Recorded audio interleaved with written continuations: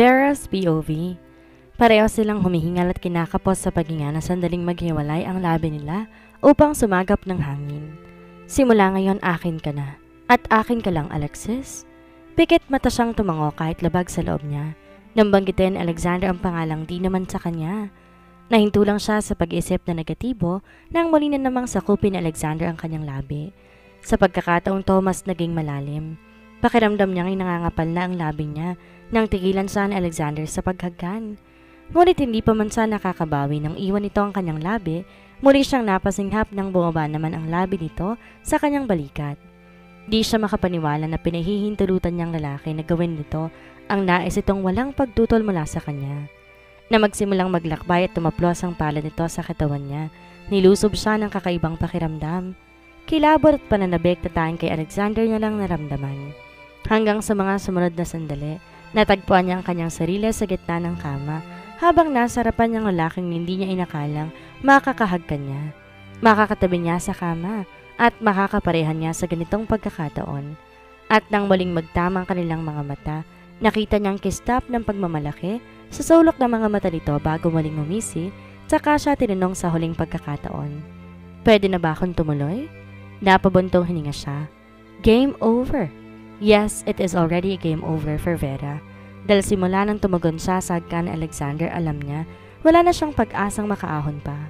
Natukso na siya, nagpaubaya, at higit sa lahat, tuloy na siyang nahulog ng hindi niya namamalayan. Maya-maya pa'y sinimulan na nila ang kanina pang gustong mangyari.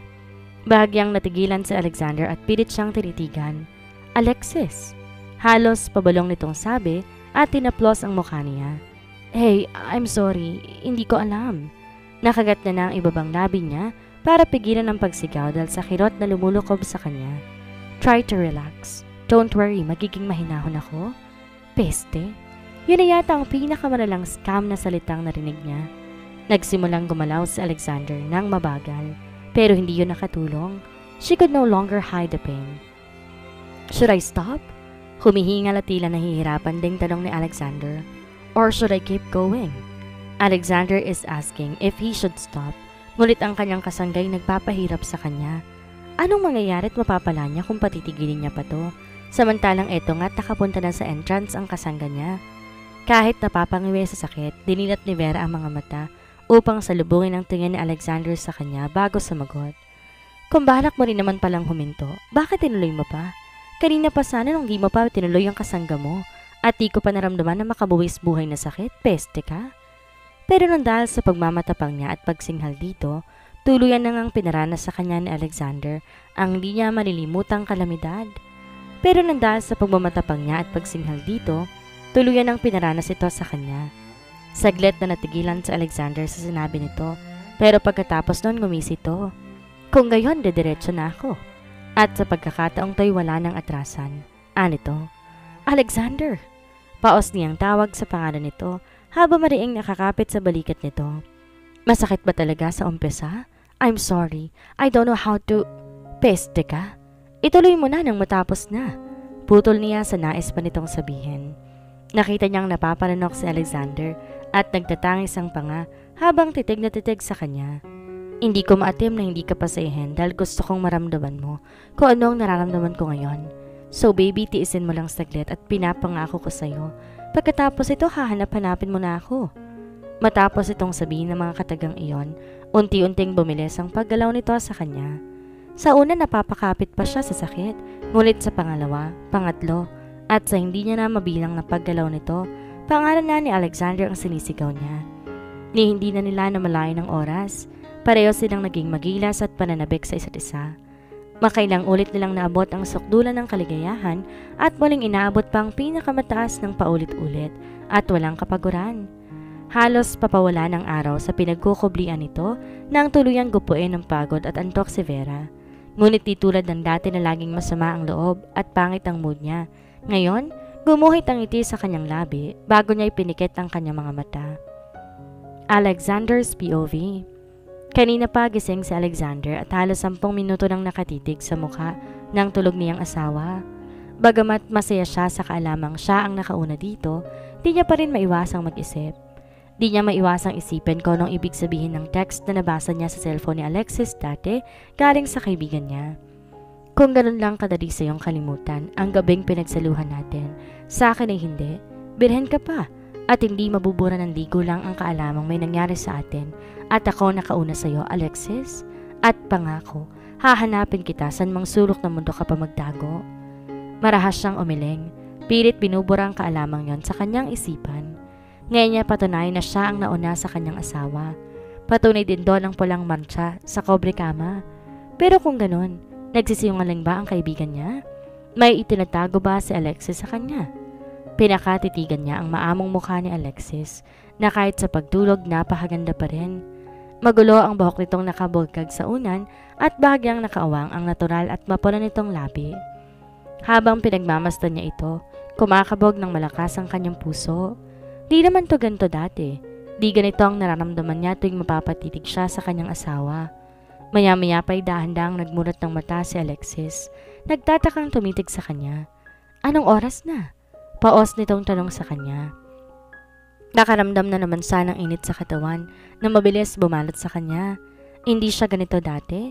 Kaya naman nagtataka siya kung bakit iba na ang reaksyon ng katawan niya ngayon dito. Mag-aalas 12 na. Hindi ka pa ba nagugutom? Tumayo ka na. Di tayo naghapunan kaya naman alam kong gutom ka na rin. Bumalikwas ito ng bangon ngunit muling napahiga nang may maramdaman yata. OMG, ang sakit. Nakangawing sambit nito bago hinilot ang hita. Are you okay? Nag-aalalang tanong niya. Nirapan naman siya nito na kinabigla niya. Mukha ba akong okay? Hindi ako makatayo dahil kumikirot ang perlas ko. Singhal pa nito. Bumaba ang paningin niya sa makinis na balikat ng kanyang asawa. Kapansin-pansin doon ang mga pulang marka na siya ang may gawa. While they were making love, he asked her if he should stop, but Alexis told him to continue. Nang mapagtanto niyang wala pang karanasan si Alexis sa mga oras na yon, alam niyang masasaktan to. Pero hindi niya rin naman kayang tiisin ang sarili at huminto pagkatapos niyang maumpisa ng pag-isa nila. Hindi ko rin kaagad naisip na may mangyayari sa kanila kagabi. Pero nang simula ni Alexis ang pag-haplos sa katawan niya, kumawala na talaga ang pagtitimpi niya sa sarili. Sorry, masakit pa rin ba? Tanong niya sa kanyang asawa na hindi man lang siya tiningnan. Malamang, nag-overnight at overday ka ba namang mang-aatake? Walang pakialam nitong sagot, habang siya naman ay nakaramdam ng pagkapahiya at pag-iinit ng mukha. Ikaw pang may ganang mag-blush dyan, ako tong babaeng nakaranas na matinding sakuna kagabi? Dugtong pa nito. Akmang babangon sana ito upang pumunta sa kung saan, ngunit muling humiga ng mapangiwi. OMG, makakalakad pa ba ako nito? Pinanlisikan siya ni Alexis ng mata bago umingos. Para kay Alexander, Alexis looks cute, kahit na nga ba nang gagaliit ito sa galit sa kanya. Nagugutom na ako. Marahan siyang lumapit kay Alexis bago ginawaran na magang hagkan sa noo na ikinabigla nito. Just rest, ako nang bahala. Magluluto ako ng tanghalian nating dalawa. Vera's POV. Kahit nananakit ang katawan, pinilit ni Vera ang tumayo upang pumunta ng banyo. Sabi ni Alexander 12:00 pasado na. Diyahin naman kung harap siya sa lalaki na amoy ewan pa siya at mukhang sinalanta pa na matintig dilubyo matapos na nangyaring pananalakay sa kanya nito kagabi. Pagkatuloy niya sa banyo, kaagad niyang tinimpla ang tubig sa katamtamang init tsaka hiniyaang dumaloy sa buo niyang katawan. Umaanggang mga oras na iyon, napapaisip ka rin siya kung tunay bang nangyari sa kanila kagabi o panaginip lamang. Kung talaga bang narating niya ikapitong Gloria o imagination niya lang. At kung tama bang binigay niya rito ang sarili o sadyang marupok lamang siya. Ngunit kung ang pagbabasehan ay ang pananakit ng katawan niya, lalo nang nasa pagitan ng hita niya ay totoo nga. Napitas na ng bugok niyang asawa kuno ang pinakaiingatan niyang perlas. Napaka-peste mo talaga, Vera. Napakaharot mo tigit sa lahat. Napabuntong hininga siya bago yumuko. Talunan. Hindi lang isa, hindi lang dalawa, kundi halos hindi niya mabilang pa kung paano niya paulit-ulit na sinigaw ang pangalan Alexander dahil sa kaligayahang lumukob sa kanya kagabi. Ni hindi man lang siya tumutol at nagpaubaya pa nga. Hinayaan niyang sarili niyang lamunin ng pananabik. Nang panandali ang saya at ligaya, kaya naman ano pa ang mukhang ihaharap niya rito, lalo na sa kambal niyang si Alexis. Paano ko pa ba ipapaliwanag ang sarili ko ngayon dito? Halos pabulong niyang tanong sa kanyang sarili. Ilang minuto rin siyang nanatili sa banyo bago nagpa siya nang umalis. Kumuha lang siya ng t-shirt ni Alexander sa dala nitong maleta at boxers na rin dahil wala siyang dala maliban sa bag niyang si Bayaw, di naman ang may dala. Ilang beses din siyang nagpabuntong hininga habang nakarap sa salamin bago lumabas. Dumiretso siya ng kusina at tinarap si Alexander na kaagad din naman niyang nakita. Nanunuot sa ilong niya ang aroma ng niluluto nito kaya naman lalo niyang naramdaman ang gutom at pagkaramang sikmura. Pero bukod pa sa pagkain niluluto ni Alexander, parang mas ginutom siya habang pinapanood to na abala sa pagkilos sa kusina. Alexander was really a gorgeous man with a lot of skills. Nakasuot to ng apron habang may hawak na kutsilyo at tila profesional sa ginagawa nitong paggayat ng gulay. And one of the things she liked about men, yung magaling at masarap magluto. Wala siyang alam sa pagluluto kaya naman hinahangad niya talaga na magkaroon ng asawang chef para masarap lagi ang pagkain ihahanda nito sa kanya. Napangiti siya at lumapit kay Alexander para panoorin to. Masarap ba yung niluluto mo? Tanong niya rito ng may himig na pangaasar. Mas lamang ka. Bali walang sagot naman ito na kinapula ng pisngi niya. Umupo ka na lang muna hanggang sa matapos ako. I have to concentrate para hindi ako mapahiya sa'yo and I cannot do that when you're around me. Napangisi siya dahil sa sinabi nito. Bakit? Nako-conscious ka? Di siya sinagot ni Alexander bagkos walang pakialam na binuhat siya nito at pinaupo sa mismong countertop. Diyan ka lang at huwag kang magulo. Anito bago bumalik sa ginagawa. Alam ko namang walang panama ang niluluto ko kaysa mga putahing niluluto mo pero lamansan pa rin naman to ah. Di siya nakaimik at biglang nakadama ng kaba. Hindi siya marunong magluto at never niya pang ipinagluto sa Alexander. Hindi kaya natikman na ni Alexander ang luto ng kambal niyang si Alexis? Ipinagluluto ba siya nito? Sa kaisipang yon napasimangot siya. Bakit? Natikman mo na ba ang luto ko? Nananansyang tanong niya rito. Sira? Umiling to at bumalik sa ginagawa. Di man halata at nakakahiyamang aminin. Inuubos ko mga pinapabaan mo sa akin sa trabaho. I feel special. Lalo na't alam ko na asawa ko nagluto at naghanda ng baon ko. Para kung batang pinagbabaon ng magulang niya para sa school, but who cares? Lumingon ito sa kanya. Basta luto mo, kakainin ko pa rin. Dugtong pa nito. Di siya kaagad nakasagot at nanatiling tahimik. Maya-maya nagpa siya siyang magpaalam kay Alexander at muling bumalik sa silid nila. Kaagad niyang hinanap ang cellphone niya. Denial ang numero ng kapatid niya. Nakadalawang dial pa siya ulit bago ito sumagot na kinatuwa niya naman. Pumunta siya sa balkonahin ng silid at doon kinausap ang kanyang kapatid. Lex, pwede mo ba akong turuan magluto? Bungad niya rito. Napabuntong hininga si Lex na nasa kabilang linya bago to sumagot sa kanya. Bakit? Para saan? In case of emergency.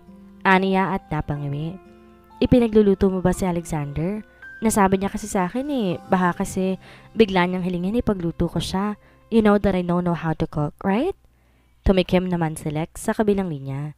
Kung ang pagbabasihan ay ang malalim mabuntong hininga, nasisiguro niyang may bumabagabag sa kambal niya. Is everything okay? May problema ba? Sunod-sunod niyang tanong dito.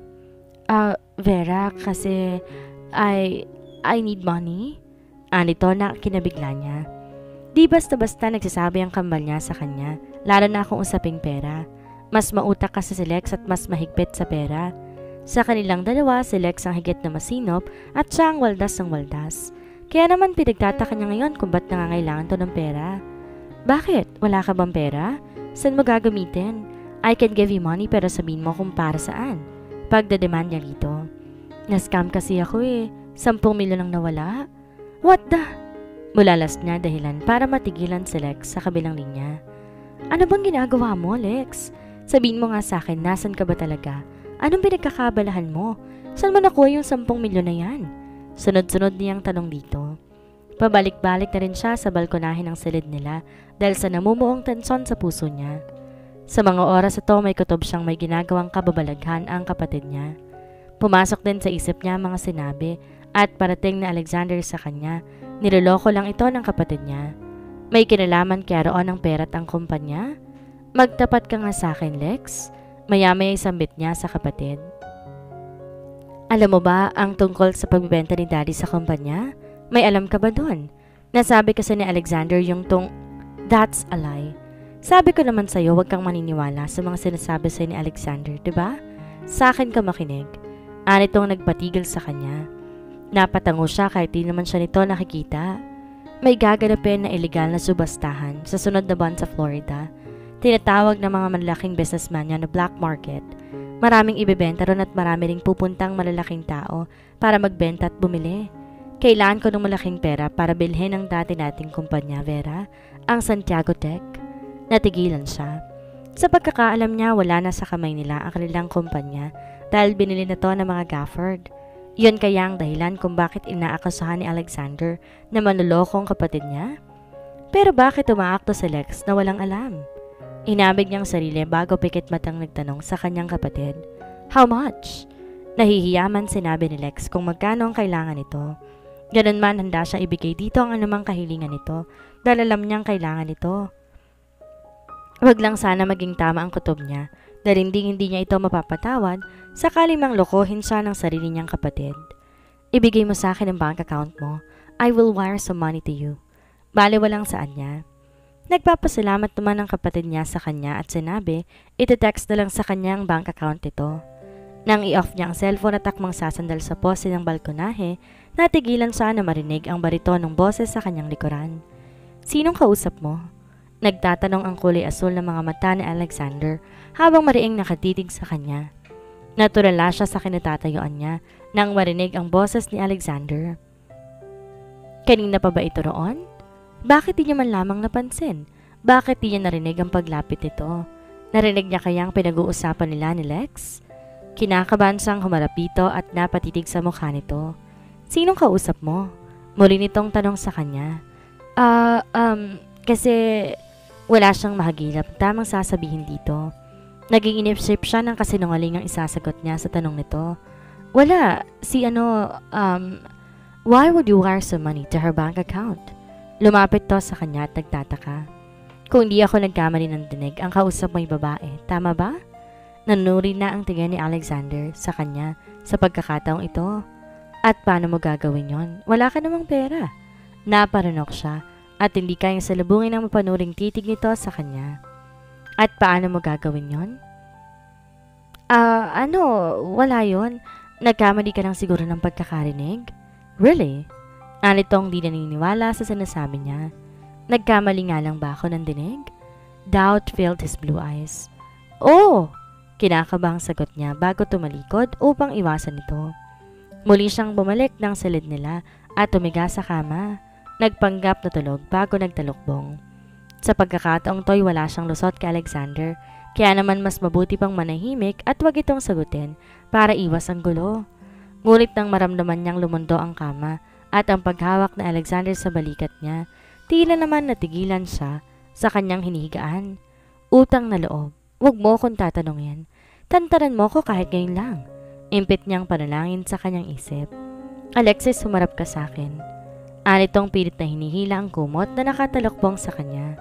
Alam kong gising ka. Huwag mo akong pagtaguan. Sa lamig ng panahon sa Baguio, idagdag pa ang aircon ng silid nila. Pinagpapawisan pa rin siya dahil sa kabang nadarama niya. Alexis, kausapin mo ako. May itatanong ako sa iyo. Muli nitong hinila ang kumot na nakatalokbong sa kanya. May himig iritasyon na rin ang boses nito at tila naiinis na sa kanya. Huwag mong hintayin magalit ako, Alexis. Mas lalong lumakas ang tibok ng puso niya dahil sa sobrang kaba. Alexis, ano ba? At ngayon ngay tuloy na tong nagalit, base na rin sa pagtaas ng boses nito sa kanya. Kinakabahang gumalaw siya sa pagkakahiga. Dahan-dahan niya ring tinanggal ang kumot na nakatalokbong sa kanya bago humarap kay Alexander. Pasimple pa siyang napanunok na makita ang galit sa mata nito. Bakit kailangan mo siyang bigyan ng pera? Kaagad nitong tanong sa kanya. At saan ka kukuha ng pera? Sa perang ninakaw ninyo ng ama mo sa akin? Nakangisi pang dugtong niya. Di man niya maintindihan ang pinupunta nito, umiling pa rin siya bilang pagtanggi. No, of course not. Kung ganon, saan? Wala ka namang pera. Sa pagkakaalam ko'y wala namang iniwang pera sa iyong ama mo dahil marami kayong utang. Ako pa nga nagbayad nun eh. Wala ka pa rin namang trabaho dahil naimata ng bangko ang kumpanya ninyo. So, saan ka kukuha ng pera? Sa pera ko? Natigilan siya. Hindi niya alam ang pinagsasabi nito At bago sa pandinig niya ang kwentong iyon. Ganun pa man, pilit siyang nagmatigas para makaiwas dito. Hindi mo pera yon, sambit niya. Sigurado sa desisyon niya at may himig pinalidad sa kanyang boses. Hindi mo pera kaya pwede ba? Huwag ka ng maraming tanong dyan. Walang emosyon sa mukha ni Alexander habang nakatitig sa kanya. Nawala na rin ang pagiging sweet nito na ipinapakita sa kanya kaninang pagkagising niya. Gano'n na ba kahirap sagutin ang tanong ko? Maya-maya ay tanong nito sa kanya. May himig iritasyon at wala pa ring emosyon sa mukha nito. Muli siyang tumalikod at nagpasya na hindi ito pansinin. So, we're going back to the way we were? Hindi mo ako sasagutin? Hindi mo ako papansinin? Ano ba, Alexis? Nang hindi pa rin siya sumagot, narinig niya ang pagbuntong hininga nito. Fine. Kung yan ang gusto mo, pagbibigyan kita. Hindi niya gustong bumalik sila sa dati, sa malamig na pakikitungo sa isa't isa. Mas gusto niyang Alexander na nakasama niya kagabi. Ang Alexander na nagpadama sa kanya ng ligaya. Ang Alexander na ayaw siyang makitang may ibang lalaki. At ang Alexander na malambing at ipinagluluto siya pagkagising niya. Ngunit hindi niya rin naman kayang sagutin ang mga katanungan nito. At kapag sinagot niya at nagkamali siya, katapusan na ng lahat ng sinimulan niya. That would actually mean confessing her secret and plans. Hindi maaari. Hindi siya mapakali, lalo pa na maramdaman niyang tumayo si Alexander. Kumuha ng damit hanggang sa narinig niya na lamang ang pagbukas at sara ng pinto. Ilang minuto lang siyang nakahiga bago nagpa siyang tumayo. Hinanap niya si Alexander sa unit pero wala na ito. Tanging niluto lamang nitong nilagang nakain sa mesa ang nabungaran niya sa kusina. Napabuntong hininga siya na matagal at tinitigan iyon. Sa huli, bumalik siya sa silid upang padalhan ng kanyang kapatid ng pera sa online banking. Nang sa tingin niya okay ng lahat, kinuha lang siya ng matinong polo ni Alexander at sinuot yon bago siya umalis ng unit. Wala rin naman siyang gagawin doon at di na rin niya kayang kumain ng walang kasama. Mas mainam sa resto bar lang ng hotel siya kumain at pagkatapos maglilibot upang bumili ng gagamitin niya. Hindi niya alam kung hanggang kailan sila rito ni Alexander, kaya mabuti na rin bumili siya ng gamit, lalo't wala naman siyang dala ni isa. Table for two, ma'am? Tanong sa kanya na waitress habang may ngiti sa labi. Akmang sasagot na siya nang unahan siya ng baritonong boses sa likod niya. Yes, table for two? Kahit nakatalikod di niya tingnan, alam niyang si Alexander yon. Ngunit gano'n na lamang ang panulumong nadama niya nang pagharap niya may kasama tong babae. Bakit naririto ang pesting Cheska na to? Galit niyang usal sa sarili. Ang iting ibinubungad niya sana kay Alexander, bigla na lang naglaho.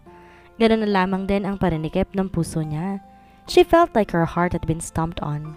Parang may patilim na pumihit sa puso niya ng mga oras na yon habang nakatingin sa dalawa. Excuse me? Mataray na sabi ng babae sa kanya. Do you need anything? Giit pa nito. Parang sasabog na ang puso niya ng dahil sa sama ng loob. Ni hindi man lang siya nilapitan ni Alexander at kausapin. Bagkos, nakatingin lang din to sa kanya na walang kaimo-emosyon sa mukha. Lalong nanikip ang puso niya at nararamdaman na rin ang pag-iinit ng sulok sa kanyang mga mata. Anda na siyang talikuran ang mga ito. Na may biglang humawak sa balikat niya. Nang lingunin siya nito ay napaawang ang labi niya at hindi makapaniwala sa kanyang mga nakita. Hey, gorgeous! Long time no see! How are you Paul? Nanlalaki ang matang bulalas niya. Nakangiti ang peso niyang ex sa kanya bago umakbay na para bang close sila at walang alitan sa pagitan nila.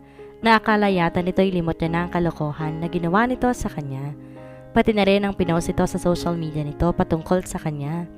Pero mas pinagtataka niya kung bakit narito sa Pilipinas ang Paul na to. Anong ginagawa nito rito? Muling nakuha ang atensyon niya sa pagtikim na nasa gilid niya. That Alexander Gafford kasama ang peste niyang mistress. Let us eat, honey. Napairap siya. Ito pa talaga ang kirita nitong bugok na to? Ang babaeng nagpapainit ng gabi nito habang kasal sa kanyang kambal na si Lex. Peste nilang dalawa. Bagay sila. Pareho silang basura. Vera smelled the familiar cologne of his ex-boyfriend Paul, so he did not move a muscle. Her eyes are glued on Alexander and his mistress. Parang wala siya nakikitang iba maliban sa dalawang ngayon, nakaupo na sa katabing mesa nila at kulang na nga lang ay magtukaan. Mga mahaharot, saan kaya sila pupunta pagkatapos silang kumain dito? Malamang na silang dalawa naman na magsasalo. Maimpatyo sana silang dalawa. Don't you dare cry, my sweet Vera. Bulong ni Paul. Dumaos-dos ang kamay nitong nakaakbay sa kanya na ngayon nasa bewang niya na. Did he cheat on you? Is he your boyfriend? Muli nitong tanong. Imbes tumulo ang luha niyang nagbabadya kanina, bigla tuloy yung nawala. Humarap siya sa lalaki at nginitian ito ng pagkatamis-tamis bago inirapan. Yes, he cheated on me. Just like how you cheated on me when we were in a relationship. Ang saya-saya, no? Pareho lamang kayong bugok. Peste ninyo. Impit niyang singhal dito na kinakunot ng kilin nito. Inawakan siya nito sa siko. Inakay paalis sa resto bar. Vera, let's talk please. Alito habang naglalakad sila. Palingon-lingon naman siya sa likod nila at baka narinig ng peste niyang bayaw ang tinawag sa kanya ng bisit niyang ex. Nang makalayo na sila sa resto bar, nanilisik ang mga mata na hinarap niya ito. I don't want to talk to you. Oh, come on, Vera. I still love... Isang malakas sa sampal ang ipinadapo niya sa pisngi nito, dahilan upang matigilan to. Deserved. We're done. There is no need to talk about our relationship and please, leave me alone. I don't want to see your face ever again. Kaagad niya tong tinalikuran at akmang iiwan na, ngunit muli nitong hinawakan ng braso niya. Pero sa pagkakataong yon, kapwa sila natigilan nang may magsalita sa likod niya. You heard her, right? Nabaling ang atensyon niya sa lalaking seryosong mukha na nakatingin sa kanila. Kulay asul din ang mga mata, ngunit mas matured ang mukha nito habang nakalagay sa mga palad sa bulsa na maong nitong pantalon. Lumiwanag ang mukha niya na mapagsino to. Hi babe, ani niya sabay piksi sa braso niyang hawak ni Paul. Akala ko iniwan mo na ako. Dugtong niya pa bago mabrisyete sa braso nito. Kinindatan niya naman si Paul na napanganga lamang sa biglaang pag-iiba ng mood niya. Sino yon? Pabulong na tanong sa kanya ni Adam. And yes, si Adam nga ang lalaking bigla nilang dumating para iligtas siya sa makainit dugong ex niya. Salamat sa iyo, bayaw? Pabulong niya ring sagot dito. Nang makalayo sila at pumunta sa silong ng puno ng pine tree sa tabi ng hotel, nagtatakang tinanong siya ni Afam. Ano nangyari? Bakit mukhang wala ka sa mood? Sunod-sunod pa nitong tanong. Dahil sa sinabi nitong iyon, di niya na napigilan ang luha na kanina pa niya pinipigilan.